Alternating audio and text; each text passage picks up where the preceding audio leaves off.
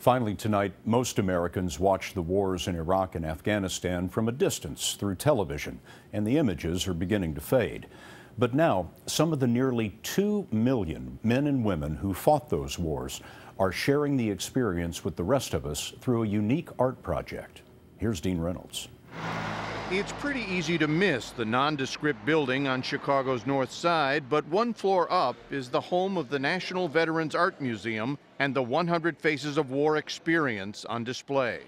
Portraits of the men and women who went to war, a cross-section of the daring, devoted, and even disfigured who heard the call.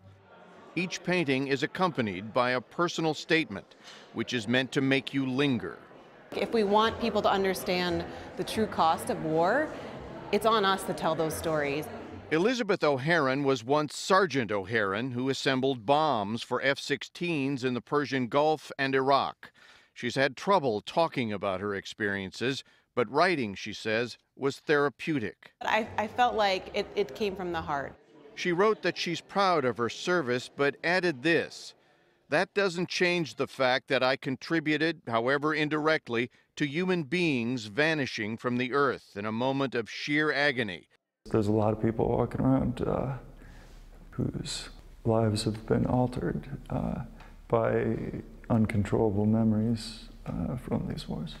At his studio in Amherst, Massachusetts, the artist Matt Mitchell worked on the project for 9 years. I wanted to convey the weight of war, but I left that in the hands of the people I was working with. Army nurse Kevin Mcgurk was portrait number 100.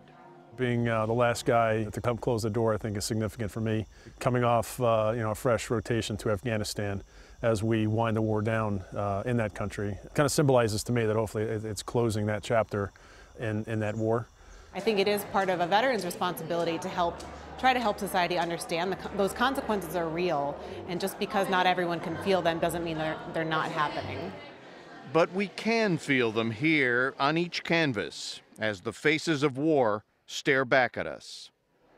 Dean Reynolds, CBS News, Chicago.